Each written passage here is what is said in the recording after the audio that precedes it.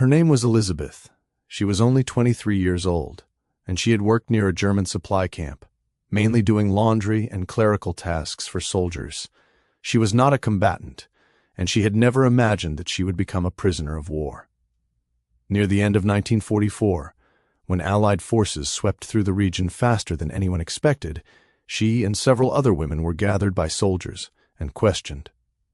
They were told that because they had worked for the German military, the idea felt unreal to Elizabeth because she had grown up in a small town and had expected to return home after the war ended.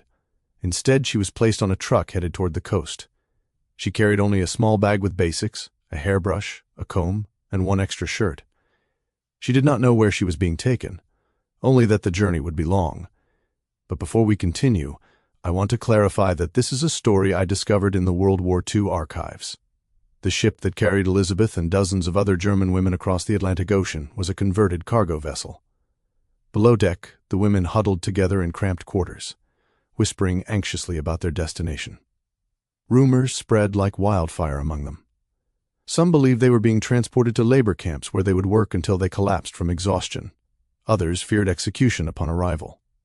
Elizabeth had heard stories about what happened to prisoners of war, stories of cruelty and starvation, of camps where dignity was stripped away, along with freedom. She tried not to think about these things, but during the long nights at sea, fear crept into her mind like cold water. The ocean crossing took nearly 2 weeks. The women were given basic meals, mostly bread and thin soup, which was more than many had eaten in recent months back home. Elizabeth noticed something strange during the voyage. The American soldiers who guarded them were not cruel. They did not shout or strike anyone. One young guard, who could not have been older than 20, once smiled at her when he delivered food. She looked away quickly, unsure how to respond to such unexpected kindness from an enemy. When the ship finally reached the American coast, Elizabeth pressed her face against a small porthole window. What she saw took her breath away. There were no ruins, no burned buildings, no craters in the earth. The harbor was intact and bustling with activity. Ships moved peacefully in and out. Cranes lifted cargo with steady precision. People walked along the docks without fear, without looking over their shoulders for bombers in the sky. It was a world untouched by the destruction she had known for years. As the women were led off the ship, Elizabeth felt the solid ground beneath her feet and wondered if this strange, peaceful land could possibly be real. Chapter 2. First Impressions Behind the Wire. The train journey inland was unlike anything Elizabeth had experienced. Through the windows, she watched America unfold before her eyes like scenes from a dream. Farmland stretched endlessly under blue skies, with crops growing thick and green. Cattle grazed peacefully in fields. Small towns appeared with white wooden houses, churches with tall steeples, and children playing in yards without a care in the world. There were no bomb craters, no burned forests, no columns of refugees fleeing with everything they owned in a single cart. Elizabeth pressed her forehead against the cool glass and felt tears sliding down her cheeks. How could such a place exist while Europe tore itself apart? The other women noticed too. They whispered among themselves, pointing at the abundance they saw through the windows. One woman named Margaretha, who had worked as a nurse, said quietly that she had forgotten what peace looked like. Another woman, Clara, who had lost her entire family in an air raid, simply stared in silence, unable to. The POW camp was located in rural Texas, surrounded by flat plains and wide open sky. When the train stopped and the doors opened, Elizabeth expected to be met with barbed wire fences, guard towers with machine guns, and harsh commands. Instead, she found something entirely different. The camp was orderly and clean. The barracks were simple but sturdy, with real beds inside and blankets folded neatly on each one. There was a mess hall that smelled of cooking food, not the rotting odor of deprivation. There was even a small garden area where vegetables grew in neat rows. The American officer in charge, a man named Captain Morrison, addressed them through a translator. He explained the camp rules clearly and without malice. He told them they would be treated according to international agreements, that they would receive adequate food, medical care, and the opportunity to work if they wished. Elizabeth could hardly believe what she was hearing. This was not the nightmare she had imagined. That first meal in the camp remained etched in Elizabeth's memory for the rest of her life. They were served hot soup with actual meat in it, fresh bread that was soft and warm, potatoes with butter, and even coffee. Real coffee, not the bitter substitute made from roasted grain that they had been drinking for years.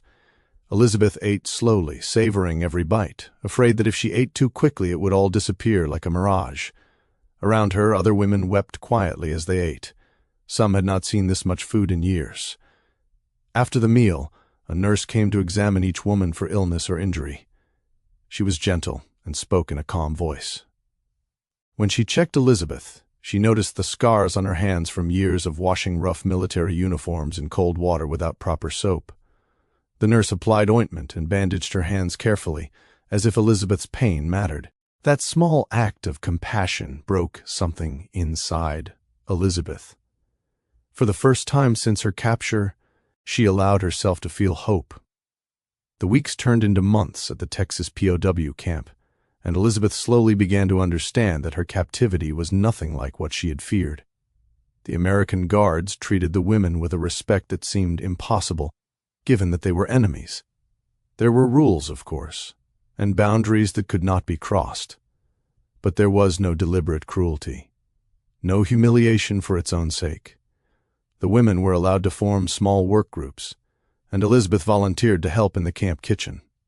She found comfort in the routine of preparing meals, in the simple dignity of useful work.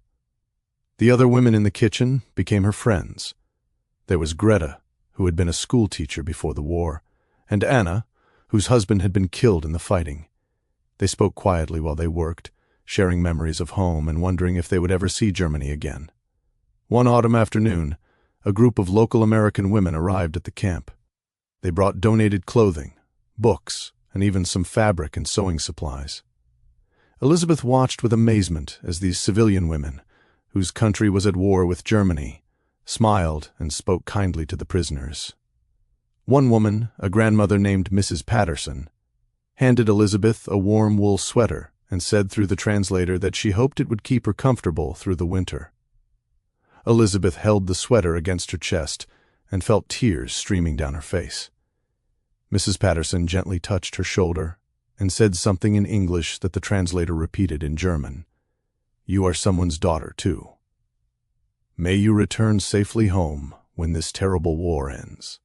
That moment changed everything for Elizabeth. She realized that the propaganda she had heard about Americans being heartless monsters was a lie. These were ordinary people, families with sons fighting overseas, mothers worried about their children, yet they still found room in their hearts for compassion toward their enemies. As winter arrived, the camp organized a Christmas celebration. The women were allowed to decorate one of the halls with paper ornaments they had made themselves. There was a small concert where those who could sing performed traditional songs from home. The American soldiers did not interfere or mock them.